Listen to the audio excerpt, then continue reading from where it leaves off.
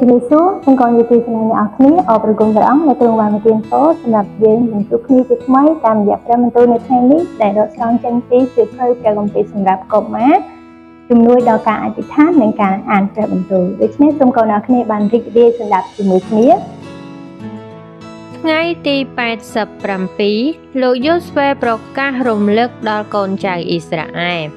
ព្រះគម្ពីរយូស្វេជំពូក24ខ1ដល់8លុះពេលក្រោយមកការព្រះយេហូវ៉ាទ្រង់បានប្រទានឲ្យពួកអ៊ីស្រាអែលមានសេចក្តីស្រក់ស្រានពីខ្មាំងសត្រូវទាំងអស់នៅជុំវិញលោកយូស្វេក៏ចាស់មានវ័យចម្រើនច្រើនណាស់ហើយ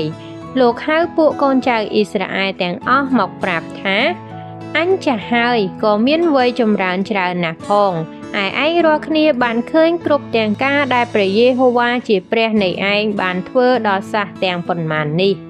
ត្បិតគឺជាព្រះយេហូវ៉ាជាព្រះនៃឯងដែលបានច្បាំងជំនួសឯង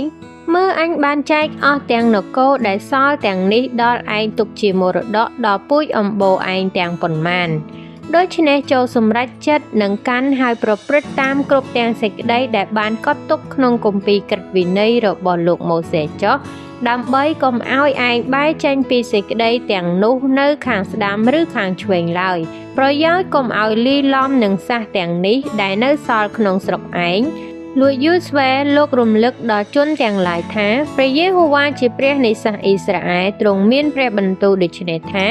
អញបានយកអាប់រ៉ាហាំជាពួកអាយកោឯងអញក៏ចម្រើនពូជឲ្យព្រមទាំងឲ្យបង្កើតអ៊ីសារួចអញឲ្យអ៊ីសាបង្កើតយ៉ាកុបនិងអេសាតែយ៉ាកុបព្រះជាម្ចាស់បានបដូរឈ្មោះលោកទៅអ៊ីស្រាអែលវិញហើយក៏បង្កើតបានកូនប្រុស12នាក់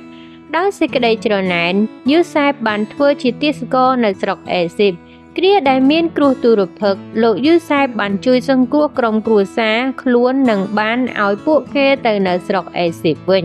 ក្រោយមកពួកអ៊ីស្រាអែលក៏ក្លាយជាទាសកររបស់ប្រទេសអេស៊ីបអញបានចាត់ម៉ូសេនិងអូរ៉ុនទៅឯស្រុកអេស៊ីបដើម្បីសង្គ្រោះពួកឯងតែដោយភាពរឹងជជែករបស់ផារ៉ោនអញធ្វើឲ្យកើតមានសេចក្តីវេទនាគឺជាគ្រោះកាចទាំង10អញបាននាំពួកឪពុកឯងចេញពីស្រុកអេស៊ីបមកដល់សមុទ្ររួចពួកសាសអេស៊ីបគេដេញតាមដោយរទេះចម្បាំងនិងទ័ពសេះរហូតដល់សមុទ្រក្រហមពួកសាសអេស៊ីបក៏នាំទឹកសមុទ្រមកគ្របលើគេទៅឯរាល់គ្នាក៏បាននៅក្នុងទីរហោស្ថានអស់កាលជាយូររួចអញបាននាំឯងរាល់គ្នាមកនៅក្នុងស្រុករបស់សាសអាម៉ូរីគេក៏ច្បាំងនឹងឯងតែអញបានប្រគល់គេមកក្នុងកណ្ដាប់ដៃឯងវិញហើយឯងរាល់គ្នាបានចាប់យកស្រុករបស់គេអញបានបំផ្លាញគេពីមុខឯងរាល់គ្នាអស់រលីងតាមរយៈព្រះបន្ទូលនៅថ្ងៃនេះតើព្រះជាម្ចាស់ចង់មានព្រះបន្ទូលអ្វីមកកាន់យើងទាំងអស់គ្នាតាមរយៈព្រះបន្ទូលនៅថ្ងៃនេះមូលហេតុអ្វីបានជាលោកយូស្វេរំលឹកពីការដឹកនាំរបស់ព្រះជាម្ចាស់ចំពោះប្រជាជនអ៊ីស្រាអែលដែលបានកន្លងផុតទៅហើយនោះពីព្រោះឥឡូវនេះពួកគេបានទទួលសេចក្តីសុខសាន្តពីព្រះជាម្ចាស់ប៉ុន្តែលោកយូស្វេរំលឹកដល់ពួកគេពីព្រះគុណរបស់ព្រះជាម្ចាស់ដើម្បីកុំឲ្យជនជាតិអ៊ីស្រាអែលភ្លេចពីព្រះអង្គហើយវិលត្រឡប់ទៅប្រព្រឹត្តអំពើបាបវិញដូច្នេះយើងរាល់គ្នាក៏ដូចគ្នាដែរយើងត្រូវនឹកចាំពីព្រះគុណរបស់ព្រះអង្គដែលបានធ្វើនៅក្នុងជីវិតរបស់យើងកន្លងមកយើងត្រូវរស់នៅដោយគោរពកោតខ្លាចព្រះអង្គជានិច្ចដើម្បីឲ្យជីវិតយើងមិនងាកបែរដាច់ចេញពីព្រះអង្គហើយយើងនឹងទទួលបានព្រះពរពីព្រះជាម្ចាស់ដូច្នេះសូមបងប្អូនអរគ្នាបានសម្រុំចិត្តហើយបិទភ្នែកអធិដ្ឋានទៅកាន់ព្រះជាម្ចាស់ជាមួយគ្នា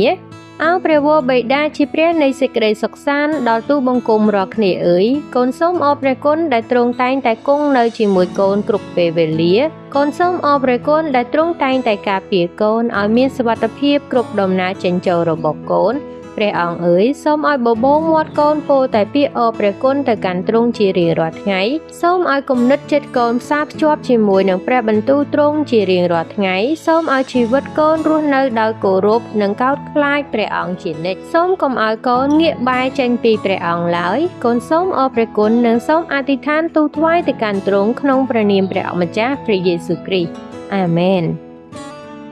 សំណួរត្រូវរៀបពិចារណាទី1តើព្រះបន្ទូលនៅថ្ងៃនេះមានចំណងជើងអ្វីទី2ហេតុអ្វីបានជាលោកយូស្វេហៅប្រជាជនអ៊ីស្រាអែលឲ្យមកជុំគ្នា ទី3 តើព្រះបន្ទូលនៅថ្ងៃនេះចង់បង្រៀនអ្វីខ្លះមកកាន់យើងទាំងអស់គ្នា អរគុណព្រះអង្គដែលទ្រង់បានប្រទានពរសម្រាប់ព្រះបន្ទូលនៅថ្ងៃនេះដូច្នេះសូមឲ្យកូនអ្នកគ្នាអនុវត្តតាមរយៈព្រះបន្ទូលនៅថ្ងៃនេះសូមព្រះយេស៊ូវប្រទានពរដល់កូនអ្នកគ្នា